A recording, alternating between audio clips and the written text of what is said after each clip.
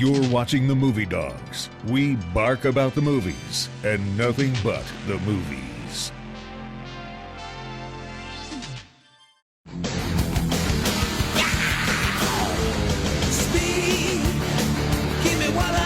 We take a bite out of the movies. Subscribe to the Movie Dawgs and become part of our film-loving community. Hit that subscribe button and don't forget to click the bell for updates. See you in the next review.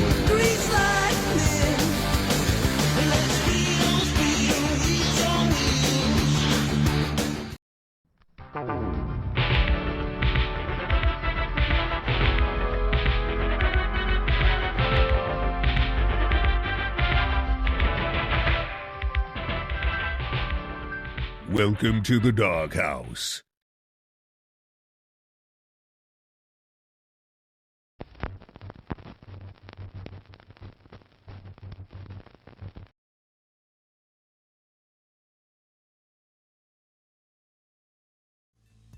United Commercial Drywall Incorporated.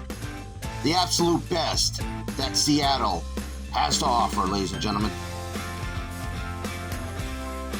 Excellence cannot even describe the quality of work that they give. And the word impossible is not even in their vocabulary, folks. There's no such thing as a giant task. You wanted the best, ladies and gentlemen. You've got it.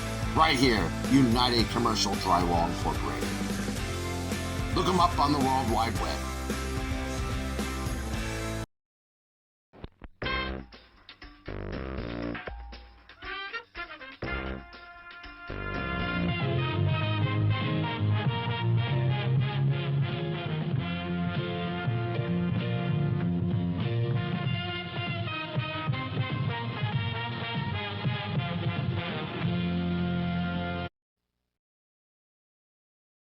Hello.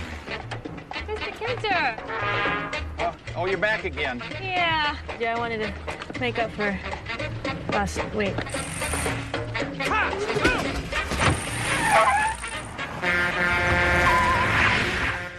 Sorry, Mr. Kinter, but that bus was going way too fast. Your boyfriend drive like this? Oh, Alex, no.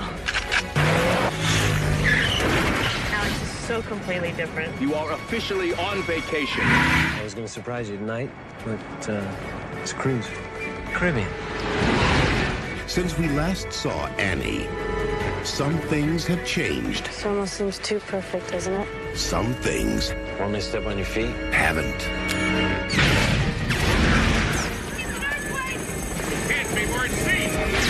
Swear I am never leaving the house again. Now, they can't change course. Seems odd. Yes, it is odd. They're abandoning ship in the middle of the night. They can't stop. Melly PD. Your what? Somebody find the captain! And they can't The captain is dead. get off. Who is running the ship? Oh, yeah. I am. A position charges throughout the ship. Where is he? He's everywhere. I've been in worse situations than this, and panicking does not help. Trust me. I know who you are. I know you too. How are you going to stop me now, my friend?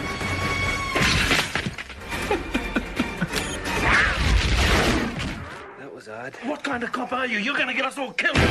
This summer, He's taking us right into an oil tanker. Man! if you didn't catch the bus, Let's bust the transmission like a car, because I've done that. you won't want to miss Annie! the boat. We're getting crushed! You gotta stop the ship! Slowed it down. But you're not going to stop her. Speed 2, cruise control. How do you like your vacation so far? Man, I just bought a condo here.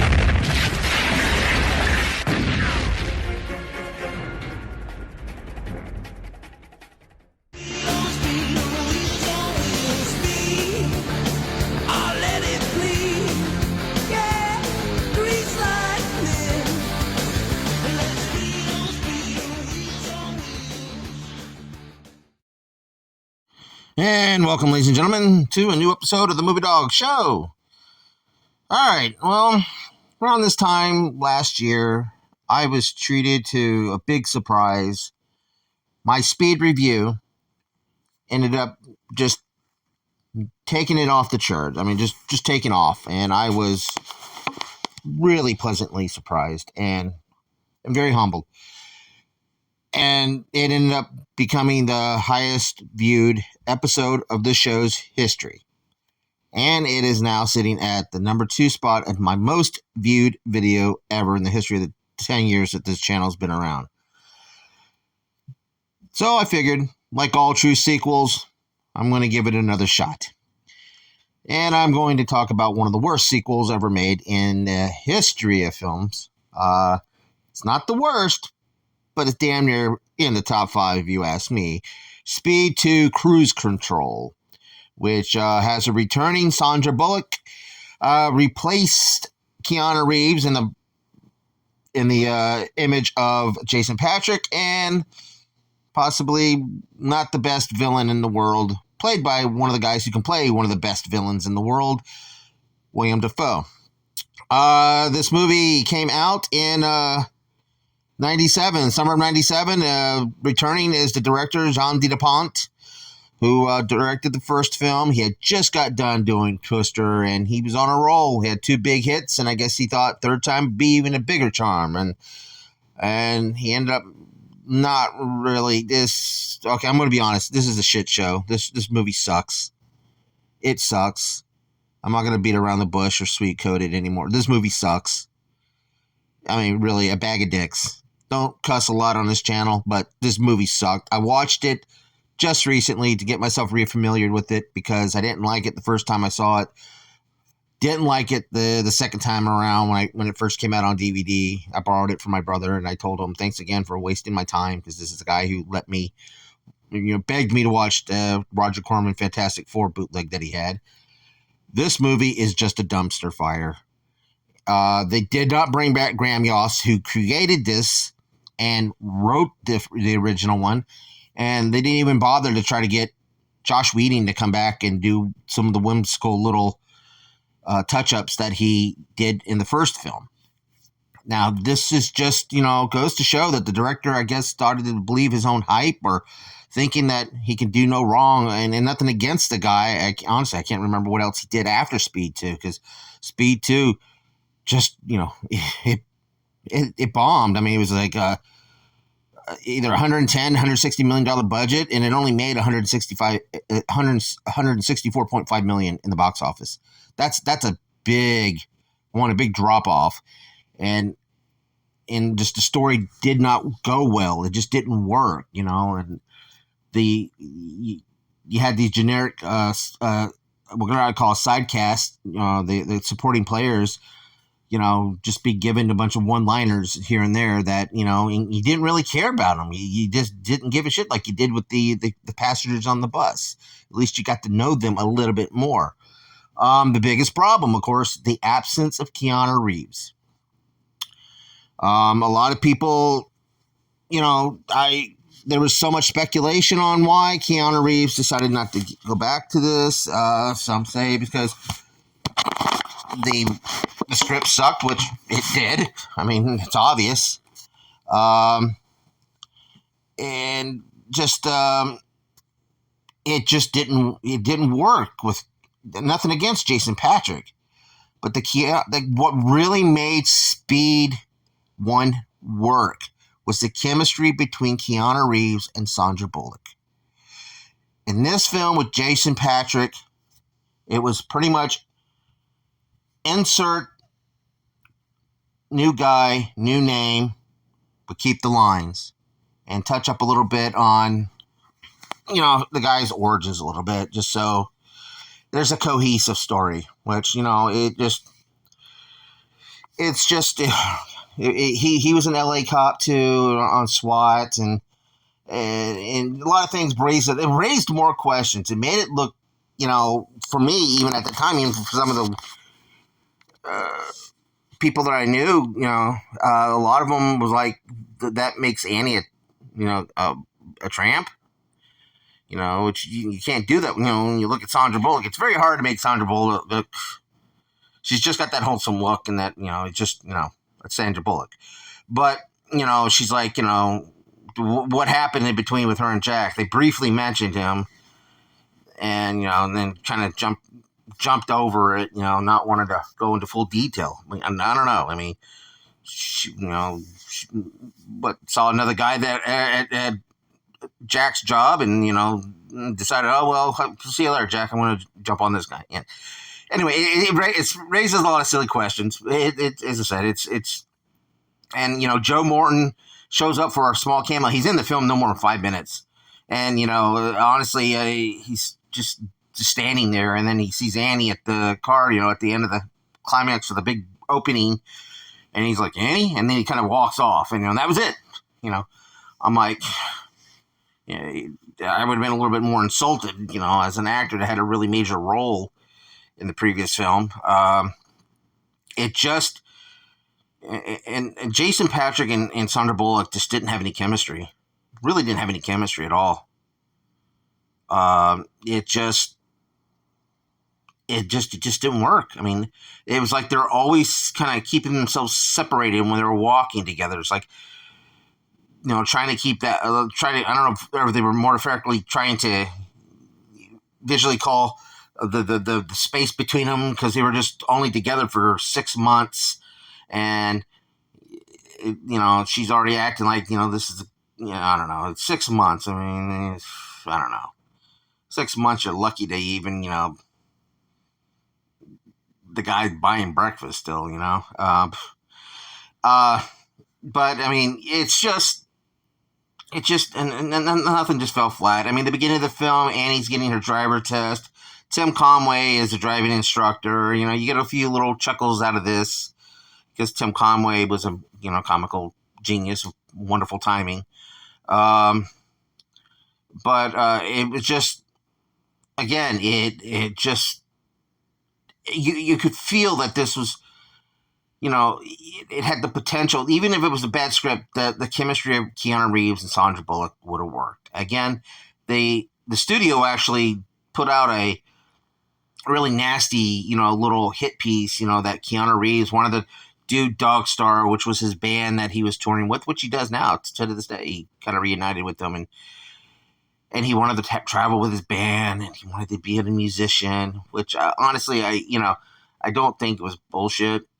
He wanted to do that, but again, I don't think it was the main cause. I'm pretty sure it was because the script sucked.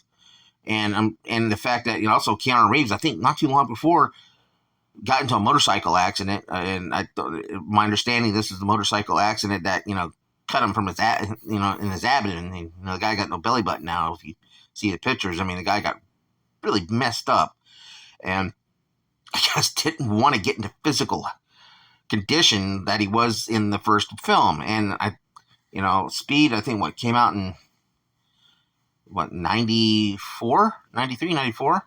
So, I mean, there was some time, but, I'm sure that, they were just trying to rush whatever script that he had without touching it up and just throwing it out there. The film's also notable to have one of the most expensive physical stunts in the world when it comes to a portion of a boat that, they had built to crash through, a docking area to go into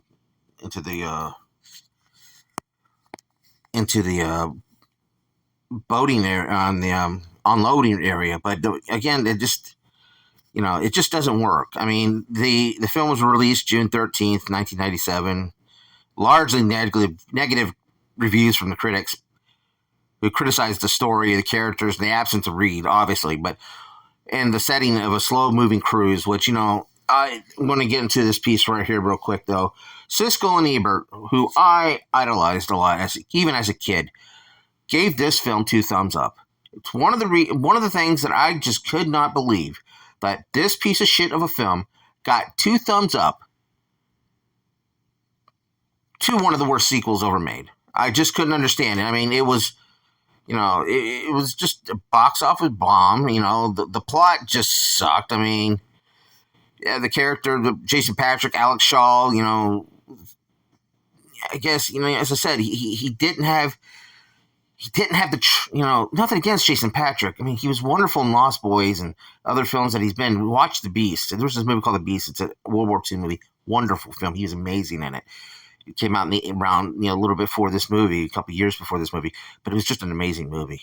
And if you ever watched The Losers, he was a great villain. He was a great, great villain in that film. But he just didn't have the charisma that Keanu Reeves had. Keanu Reeves just had this natural charisma of, you just liked him. You just look at him and you're like, seems like a cool guy, a really cool cat that you would want to hang out with and you can trust. Jason Patric, listen, he didn't have all that Keanu Reeves had. And again, it's nothing against, he just showed that he didn't really have much Alex's character didn't have a personality, was the thing. And,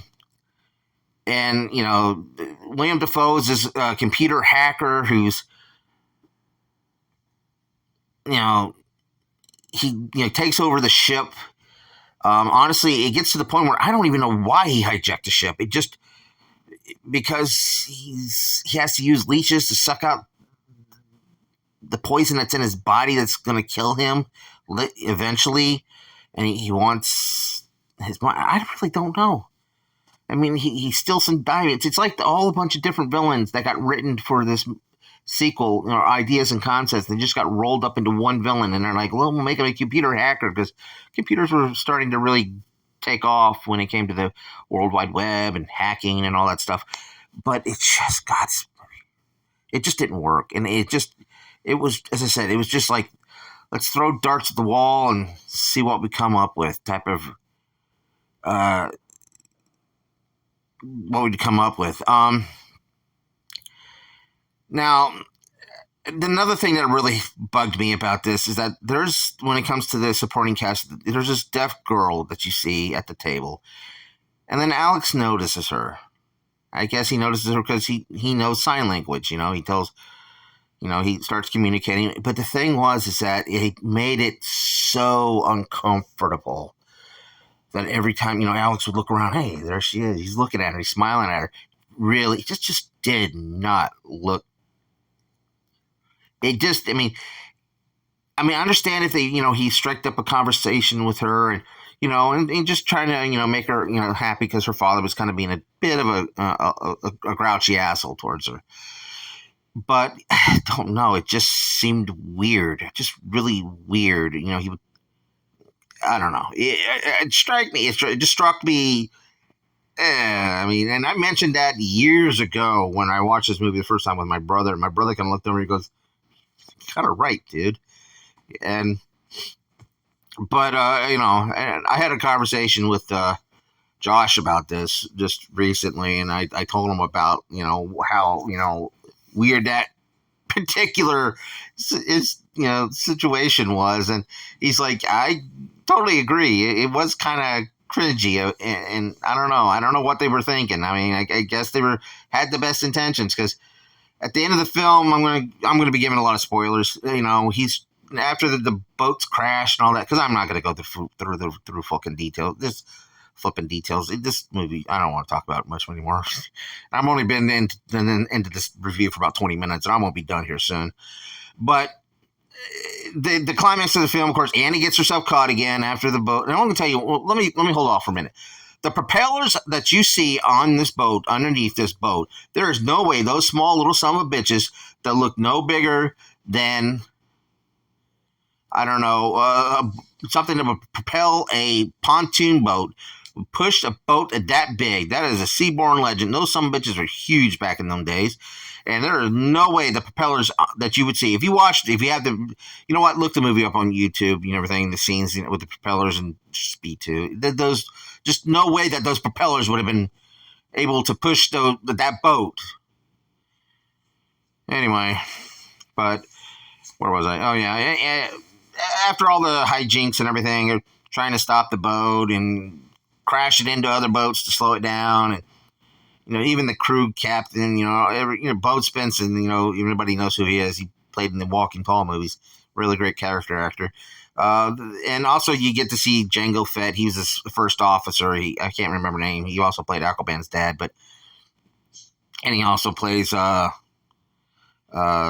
Captain Rex and the live action versions and of Star Wars, but nobody has charisma. Nobody has any character. They're just, here's lines, overreact, and just react to whatever the hell's going on.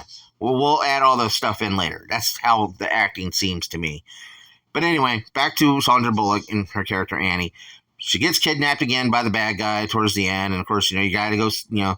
The character's got to go save her, and he ends up meeting up with the guy who Jack steals the Jaguar from, or breaks his door and get on the bus and causes him to crash into a bunch of barrels of water. And this time he's got a boat, and he's stealing a boat with him and his girl, and it's just the same. It would have made more fun, that situation, if it had been Keanu Reeves' character Jack instead of Jason Patric's. That scene would have made more sense. And, the lightning striking twice scenario. But, again, William Dafoe, it's just, the only cool thing during that whole sequence is this boat that they had on the big cruise liner that was being powered by two people on ski jets that would disconnect. It's something that had to been like an idea, a thrown away idea that didn't get used in the Batman movie, because it was just really cool looking. That aesthetics aside and everything. Other than that, it was just damsel in distress type of scenario, which there's nothing wrong with that, but again, it would have made more sense if, like, he took and captured the deaf girl and took her as a hostage, and instead of Annie, because got to get Sandra Bullock in there somehow. She's her name's on the top bill, but it's just, again, the movie really sucked. Speed, as I said, it was released in '94.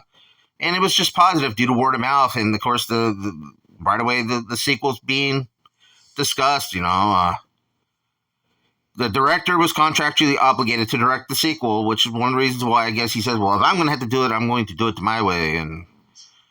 But Reeves and Bullock had no contractual obligation to star in the sequel. However, they by end of '94, they started the negotiations, and hundreds of ideas were being thrown around. And the DuPont had this idea for a reoccurring nightmare he experienced about a cruise crashing into an island, which is, that'd be kind of cool. But I don't know, just for Speed, being on a boat doesn't constitute the name Speed. It could have still been something. I know the train thing was being used for Under Siege 2, but I think they could have, the producer, if the producer and the writer and the directors all worked together again, that made the magic out of the first one, would have made Speed on a Train much better than Under Siege 2, Dark Territory. Trust me, that movie sucked. Anyway, but it was just, it was just the idea on a boat, which was kind of like an idea that had been was going to be used for Die Hard, which at one point, which just ended up, didn't happen. And that's the reason why it never happened, because they started to, Under Siege was going to, be that on Die Hard on a boat, which the first Under Siege movie was really good. Mark Gordon, who produced the first film, and Graham Yost, of course, who wrote it. Neither of them were asked to participate in the sequel. Even though their names were still listed in the credits, they were still just given, just credit for credit purpose. It just, Graham Yost had stated he had two ideas for a sequel, like a Vietnam-era military ship set to explode, aluminum comes in contact with water, and aircraft was forced to fly at low altitudes over Andreas Mountains, stuff like that, something that we'd been having to do with it and everything, with type of explosions, because, that's pretty much what, Keanu Reeves' character was. They were bomb experts, they were the bomb squad, and, something like that would have sounded a little bit more reasonable as a sequel, and maybe it would have grounded it a little bit when it came to, the constant moving a little bit still from the original film. But I think that those ideas may have been better than on a damn boat. Being on a boat, I would say probably save it for the third one. Anyway. But, I mean, the only reason why Sandra Bullock came back, because then, the studio secured backing for the film that she was doing called Hope Floats, which, that was not a bad movie, but, And then, of course, Keanu Reeves, he just wasn't ready mentally or physically to be in another action film, He had just completed Chain Reaction, which was not that great of a film either. But that was a action film, and of course, being in the bicycle accident or motorcycle accident, and I guess he decided to go ahead and just do that Devil's Advocate, which was filming at the same time, and it was a much better film. The Devil's Advocate was a great film, one of Pacino's great works. So I mean, it was just, as I said, many actors were considered about replacing Reeves. Simon Baker, John Bon Jovi, Jonathan Speaton, Christian Slater at one point, Billy Zane, even Matthew McConaughey, because they had just, I think, did A View to a Kill. Not A View to a Kill. God, I can't even remember the name of that John Grisham movie they were in. But it was, but again, it just, nothing worked for this film. I highly, if you want to watch it, go for it. If you want to waste time, hey, to each his own. But I have to say that Speed 2 Cruise Control is literally, absolutely a dumpster fire of a film. Even the music that they used, the music, which was one of the great things about Speed, that really kept the tension going when it came to that film. They took that kind of minor theme for Speed, the first film, and they did a techno mix or something that made it sound like a really generic video game song. And it just, again, the soundtrack was absolutely shit too. So, but again, it just, I have to say, folks, the movie it just didn't work. And of course, the reason why Siskel and Ebert would give it 2 thumbs up was because, they thought it would have made a great cruise line disaster film. Well, we had something like that. It was called The Poseidon Adventure back in the 70s. So again, it just, nothing worked about this film. And the only reason why I'm doing this review is because I was trying to see if I can somewhat closely replicate whatever the hell I did a year ago when it came to my Speed review, because I have absolutely no idea. I just did what I normally do and always do what I still do. But again, folks, what is your thoughts on Speed 2 Cruise Control? Is it worthy to be in the top 5 worst sequels ever made? Or do you think it's an okay film? The vote's up to you, folks. Again, thank you so much for a great year that I'm having, and I hope you watch all the previous episodes for this season. Everything's been pretty damn good. If you haven't yet, do subscribe. Get us up to 1,000 subscribers. Hit that thumbs up. Check us out on all forms of social media, folks. All right, well, that's all the time I got. As I said, I'm going to keep it as short as possible. I think 30 minutes is a pretty good spot, folks. All right. Thanks for watching, and please keep on watching, folks. Bye. Hey, like and subscribe. Be sure to check out more of the content on the Movie Dawgs channel. All the reviews and cool remarks and cool guests like me, Josh Church, the owner of River Monster Comics. We are in Denellen, Florida, so if you're ever in the area, come by and check out the shop and get some cool nerd stuff, comics, pops, toys, whatever, and swing by and just have some cool conversations about movies and all things pop culture. We appreciate you.